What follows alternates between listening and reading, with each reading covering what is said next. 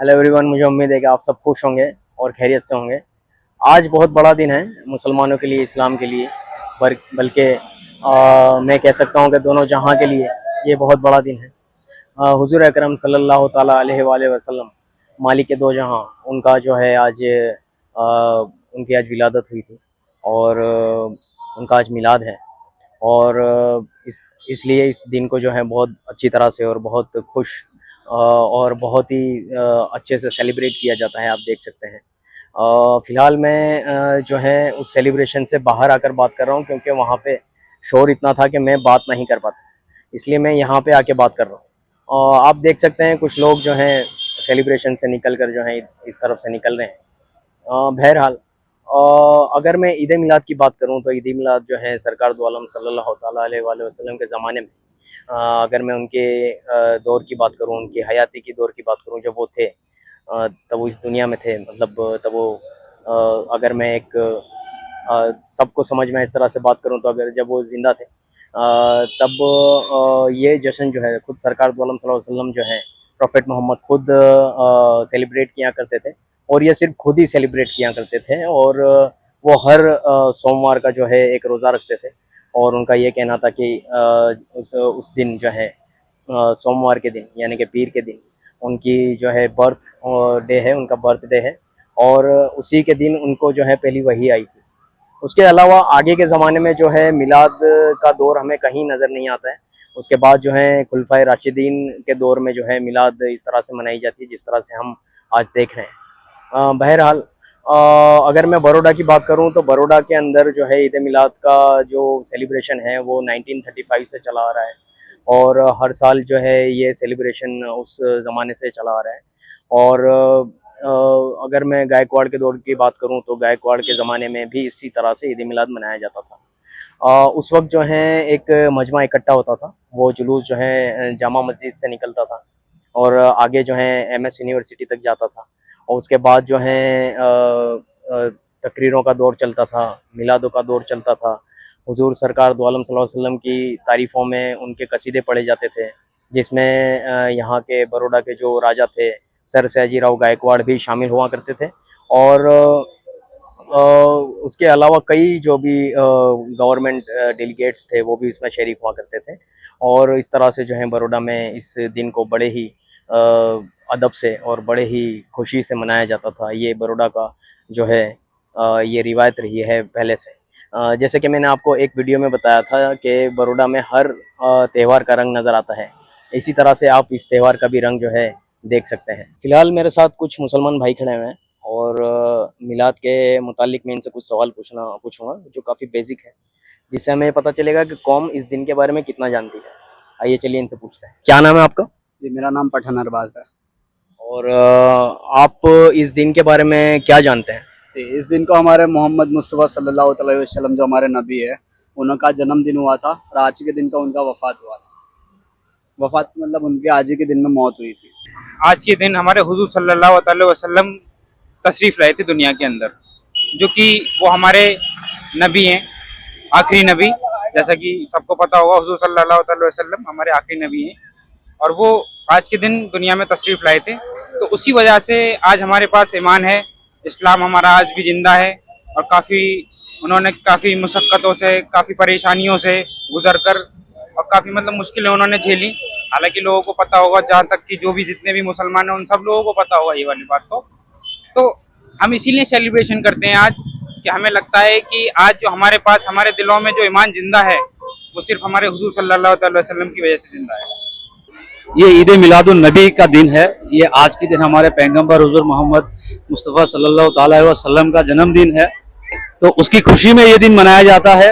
और इस दिन हम कोशिश करते हैं कि ज़्यादा से ज़्यादा तादाद में इकट्ठा हो, उनके जश्न में शामिल हो और खुशी मनाए। और बच्चों के लिए कुछ ना कुछ, जैसे आप देख रहे हो, हमारा पूरा ग्रुप है का क्रीम रोल हम डिस्ट्रीब्यूट कर रहे हैं सारे बच्चों के लिए। तो एक ये भी है कि माहौल में बच्चे भी आए, जश्न के माहौल में आए, थोड़ा खुशी मनाए और ईद का एक माहौल जो होता है उसको महसूस करें। अगर मैं इसी के मुतालिक एक और सवाल आपसे ये पूछूं कि सरकार दो आलम सल्लल्लाहु अलैहि वसल्लम के ज़माने में ईद मिलाद किस तरह से मनाया जाता था?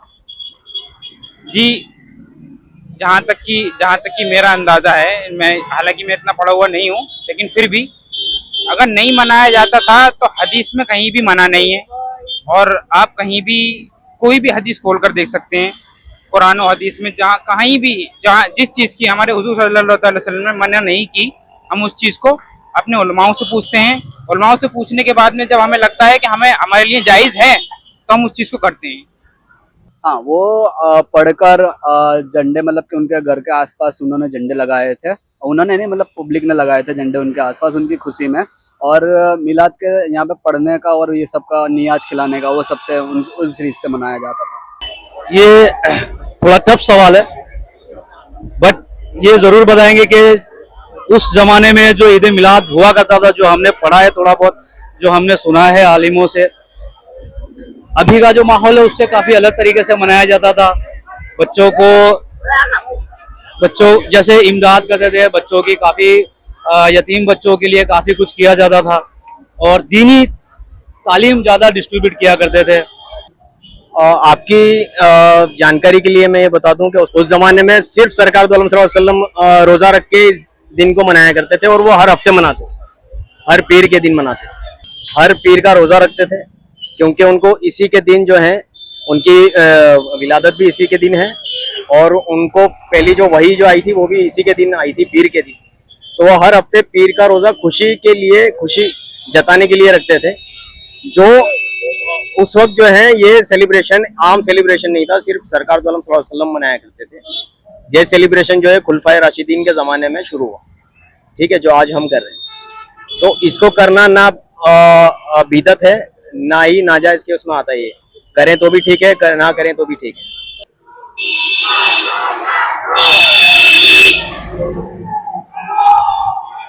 जब जिब्रील अलैहिस्सलाम प्रोफेट मोहम्मद के पास आए, सरकार दो आलम सल्लल्लाहु अलैहि वसल्लम के पास, और जब उन्होंने ये खबर सुनाई कि आपके दोनों नवासे जो हैं शहीद कर दिए जाएंगे, एक को जहर दे दिया जाएगा और एक को करबला में शहीद कर दिया जाएगा, उसके बाद प्रोफेट मोहम्मद का साइकोलॉजिकली क्या सिचुएशन था जब तक आपने पर्दा किया तब तक?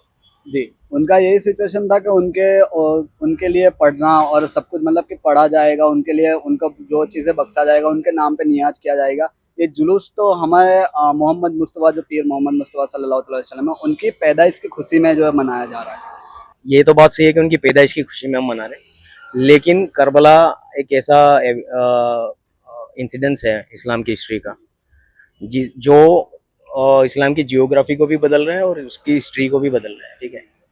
अगर मैं प्रोफेट मोहम्मद की बात करूं तो आप काफ़ी रंजो गम में रहते थे जब से आपने जिब्रील अलैहिस्सलाम ने आपको जब ये न्यूज़ सुनाई थी, बताया था। तो हालांकि उसके बाद आप रोज़ा रख रहे थे या नहीं रख रहे थे? जी नहीं, उससे पहले, उसके बाद ही रोज़ा रखने का स्टार्ट हुआ था, जब उनकी याद में हम इबादत करेंगे, तो उनके याद में हमने रोज़ा रखने का स्टार्ट किया था। इतना तो मुझे नहीं पता है इस बारे में कि रोज़ा रखा करते या नहीं रखा करते थे। जहाँ की अगर इस चीज़ का सवाल है तो मैं कोई आलिम तो नहीं हूँ। उस टाइम पे आपने रोज़ा रखना बंद नहीं करा था जब आपको ये न्यूज़ मिली, लेकिन आप काफ़ी रंजो गम में रहते थे।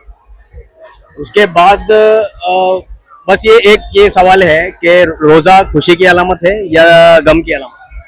खुशी की। जी, गम की अलामत है रोज़ा। वैसे उनसे, मतलब कि उनके नाम पे हम रोज़ा रख के उनका सवाब हासिल करते हैं। हमको, और उनके साथ में हम जो है जंग के लिए नहीं आए थे, लेकिन उनकी याद में हम रोज़ा रख के उनका सवाब हासिल करते हैं। रोजा ये नहीं कहा जाएगा कि खुशी के लिए है या गम के लिए है। रोजे की तरबियत काफी अलग है। मतलब आप खुशी के लिए भी रोजा रख सकते हो, क्योंकि ऐसे कई रोजे होते हैं, जैसे अब काफी लोग मन्नत रखते हैं, भाई हो गया तो हम रोजा रख लेंगे, और काफी गम के लिए भी रोजे रखते हैं, जैसे मुहर्रम के चांद हो गए उसमें हम रोजे रखते हैं, रमजान के रोजे हो गए जो हम खुशी के लिए रखते हैं। तो ऐसा कोई एक पर्टिकुलर ये नहीं है कि सिर्फ गम के लिए है या खुशी के लिए है। अगर मैं रोजे की बात करूं तो रोजा खुशी की अलामत है, ना कि गम की। उसके 2-3 रेफरेंस मैं आपको देता हूं। हम 30 दिन के रमजान के रोजे इसलिए रखते हैं क्योंकि कुरान शरीफ नाजिल हुआ था, आप पे वही जो है नाजिल हुई थी, पूरे रमजान में खत्म हुई थी, पूरे 300 पारे रमजान में खत्म हुई, जिसकी खुशी में हम रोजे रखते हैं। इसी तरह से सरकार दो आलम सल्लल्लाहु अलैहि वसल्लम हर पीर का रोजा खुशी में रखते थे कि उस दिन उनकी विलादत का दिन है, और उनको पहली वही भी पीर के दिन आई हुई थी, तो वो खुशी जताने के लिए पीर का रोजा रखा था। लेकिन कई लोग जो हैं इमाम हुसैन की शहादत पे भी रोजा रखते हैं, उसके बारे में आप? उस बारे में मुझे नहीं पता। एक्चुअली रोजा जो है वो तो खुशी की अलामत ही है, लेकिन जैसे मैंने आपको बताया, जब आपको ये पता चला कि आपके दोनों नवासे शहीद कर दिए जाएंगे तो आप काफी रंजो गम में रहते थे, और ये रंजो गम जो था उनका वो आपके तक ही महदूद रखा था आपने, इसको आम नहीं करा था आपने। इसके बारे में सिर्फ आपकी बीवी जो थी उम्मे सलमा वो जानती थी, उनकी काफी हदीसें आपको मिल जाएंगी जो आप रिवायत करती हैं सारी बात, ठीक है।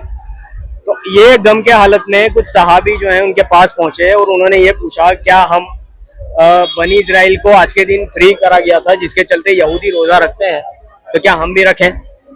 तो नबी सरकार सल्लल्लाहु अलैहि वसल्लम कभी भी अच्छे काम के लिए किसी को मना नहीं करते, तो आपने हाँ बोला, मना नहीं करा। लेकिन करबला हो जाने के बाद इमाम जैनुल आबिदीन के मुताबिक ये रोजा खारिज हो चुका है मुसलमानों का, क्योंकि ये खुशी की अलामत।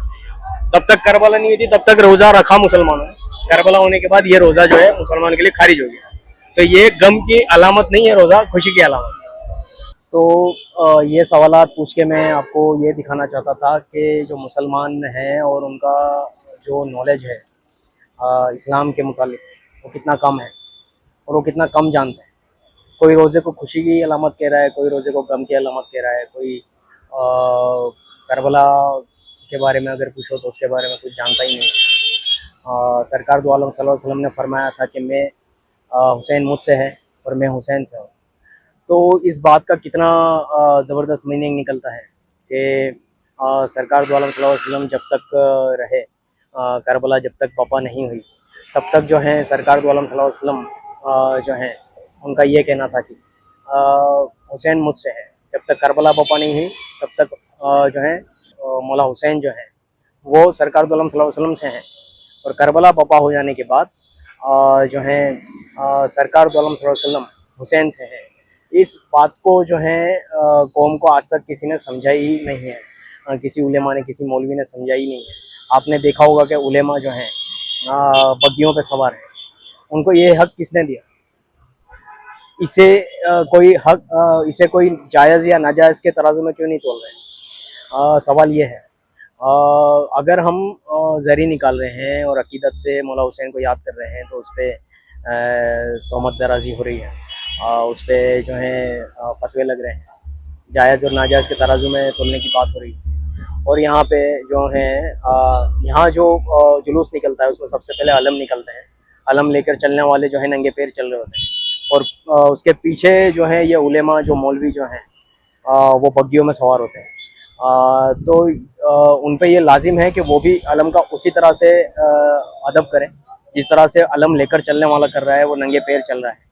और इनको कोई हक नहीं है इस तरह से बग्गियों में सवार होने का। सरकार दो आलम सल्लल्लाहु अलैहि वसल्लम ने ये फरमाया था कि उलेमा जो हैं वो नबियों की विरास है, लेकिन आपने आलिमों के बारे में फरमाया था, मौलवियों के बारे में नहीं। तो ये सारी बातें जो हैं ये करना इसलिए ज़रूरी है कि सरकार दो आलम सल्लल्लाहु अलैहि वसल्लम का मिलाद मनाना बिल्कुल मनाना चाहिए, लेकिन करबला से पहले क्या हालात थे और करबला के बाद क्या हालात थे उसको जानना बहुत ज़रूरी है।